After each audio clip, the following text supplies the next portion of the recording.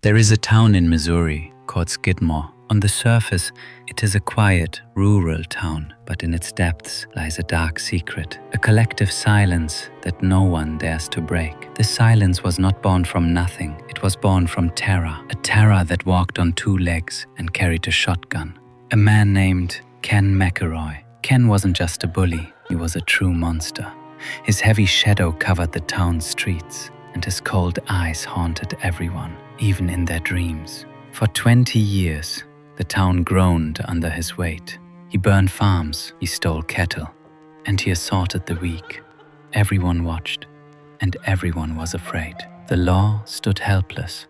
Every time he was arrested, he would emerge with a sarcastic smile, standing in front of witnesses' houses in the middle of the night, silent, watching them from behind his truck window, as if telling them, "I am the law here." But even fear has limits, and on that scorching July day, the suppressed rage exploded when old Ernest fell soaked in his blood inside his shop. And the reason? A piece of candy. Even this time, Ken was released on bail. He entered the tavern, slammed his weapon on the table, and threatened everyone with death. At that moment, the townspeople realized the nightmare wouldn't end unless they ended it themselves. There were no screams, there was no chaos, only whispers in dark rooms, and a silent agreement that no one wrote down, but everyone swore to uphold.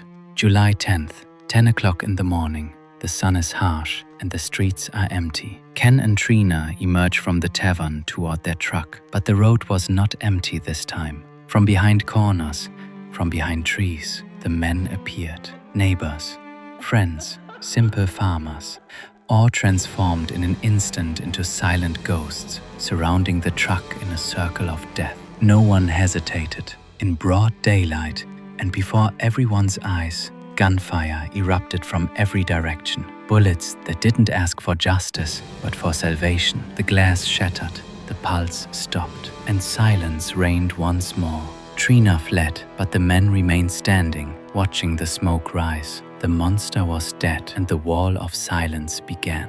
Investigators arrived. They asked 60 witnesses in the street who fired the shots, and the answer was always the same. "I didn't see anything. I was looking at the sky. Maybe I dozed off for a bit." 46 voices melted into one. We don't know. No one was charged. No one was tried. Skidmore decided to bury the truth along with Ken McElroy. The truth is hidden behind closed doors and in the looks of the elderly.